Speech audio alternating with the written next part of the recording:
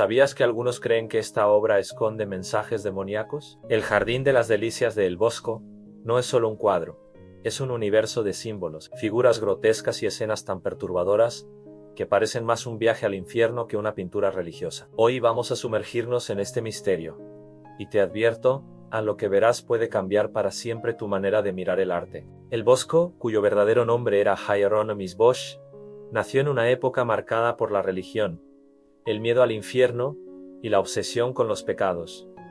Pero él fue más allá. Mientras otros pintores se limitaban a representar vírgenes y santos, Bosch abrió las puertas de la mente humana para mostrarnos su lado más oscuro. Y lo hizo en un tríptico que hasta hoy sigue siendo imposible de descifrar del todo. El Jardín de las Delicias es sin duda su obra maestra. 3 paneles, 3 visiones del mundo, el paraíso, el mundo terrenal y el infierno. A simple vista parece una advertencia moral, un sermón visual para que los pecadores se arrepientan. Pero, ¿y si detrás de esas imágenes hay un código secreto? ¿Y si lo que pintó el Bosco no era un aviso religioso, sino un mensaje oculto, quizá incluso satánico? Arranquemos con el panel del paraíso. Lo primero que vemos es a Dios presentando a Eva a Adán. Una escena aparentemente tranquila. Pero si miras bien, notarás que el Edén de Bosch no es tan pacífico como debería. Extrañas criaturas surgen del agua.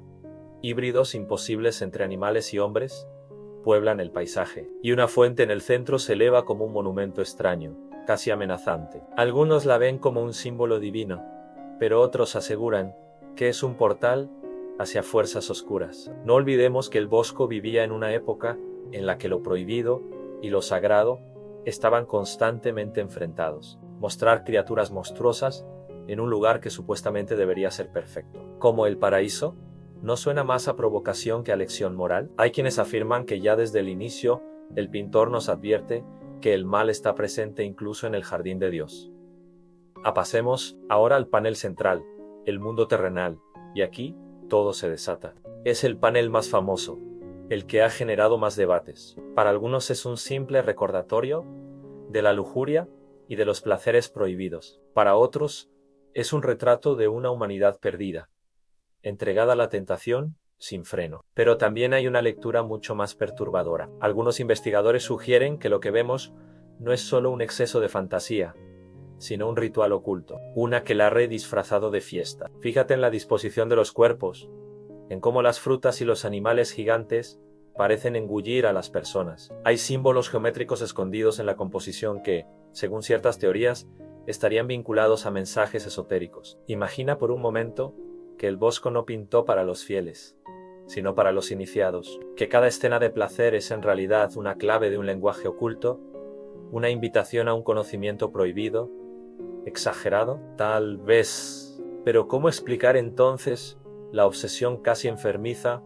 por llenar cada centímetro del cuadro con detalles imposibles? Y entonces llegamos al panel del infierno. Aquí se acaba cualquier duda sobre lo macabro de la obra. Demonios híbridos devoran y torturan a las almas condenadas. Un hombre árbol monstruoso, con el rostro vacío y escalofriante, domina la escena. Instrumentos musicales se convierten en armas de tortura, como si la música misma se hubiera transformado en castigo eterno. Uno de los detalles más comentados es el de una partitura pintada en las nalgas de un condenado. Sí, escuchaste bien, hay una melodía escrita en carne humana. ¿Fue una broma macabra del Bosco, o estaba ocultando un mensaje real en forma de música? Un estudiante de música moderna incluso llegó a transcribir esas notas y tocar la melodía. Y lo que resultó fue un himno lúgubre, inquietante, casi diabólico. Aquí las interpretaciones se dividen en 2 bandos. Por un lado, los académicos que aseguran que todo es una advertencia religiosa, una forma de meter miedo a los creyentes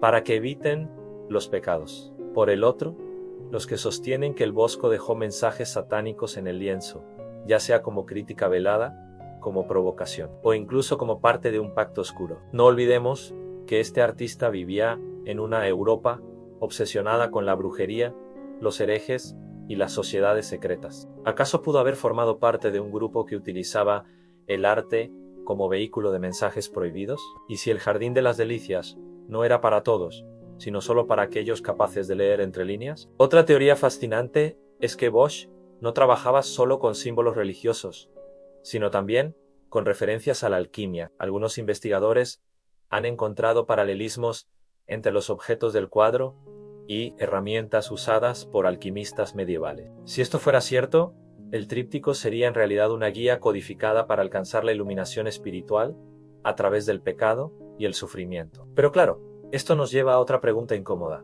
¿Era Bosch un visionario espiritual, un moralista religioso o un pintor que coqueteaba con lo demoníaco? Tal vez las tres cosas al mismo tiempo. Y esa ambigüedad es lo que vuelve a su obra tan magnética, tan perturbadora, tan eterna. Lo cierto es que, cuando uno contempla el Jardín de las Delicias, no puede evitar sentirse vigilado, como si esos personajes híbridos, esas miradas de figuras retorcidas, tuvieran algo que decirnos directamente a nosotros. No importa que hayan pasado más de 5 siglos, el cuadro sigue teniendo el poder de incomodarnos, de provocarnos preguntas que no queremos hacernos. Piénsalo, ¿por qué una obra del siglo XV parece tan moderna, tan surrealista? Dalí, Magritte, Max, Ernst, todos los surrealistas reconocieron en Bosch a un precursor. Pero, ¿y si no era solo un adelantado a su tiempo? ¿Y si lo que pintó no eran sueños, sino visiones reales? Algunos han llegado a sugerir que el Bosco pudo haber consumido sustancias alucinógenas o haber participado en rituales secretos para alcanzar esas imágenes. La pregunta clave es, ¿qué veía Bosch en su mente cuando pintaba? Porque nadie, absolutamente nadie de su época, se atrevió a pintar como él, ni en estilo ni en contenido. Era como si estuviera tocado por algo fuera de lo humano. Y ahí es donde muchos empiezan a hablar no de inspiración divina, sino de inspiración diabólica. Recuerda esto. En el infierno del Jardín de las Delicias no vemos condenas genéricas, vemos escenas detalladas, crueles, personalizadas, como si Bosch conociera en carne propia lo que estaba pintando, como si hubiera visto de primera mano lo que hay al otro lado. ¿Y si lo vio?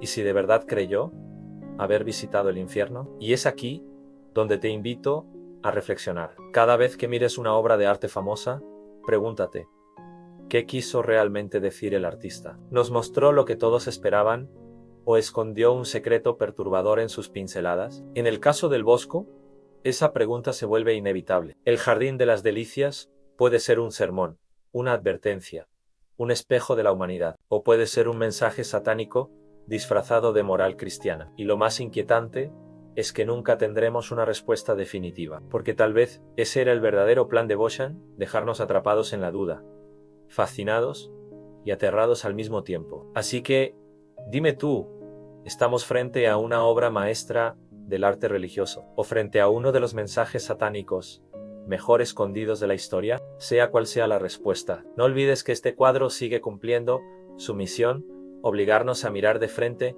nuestro propio lado oscuro. Gracias por tu tiempo, nos vemos en otro video del Eco del Arte, y recuerda, siempre hay espacio para la imaginación.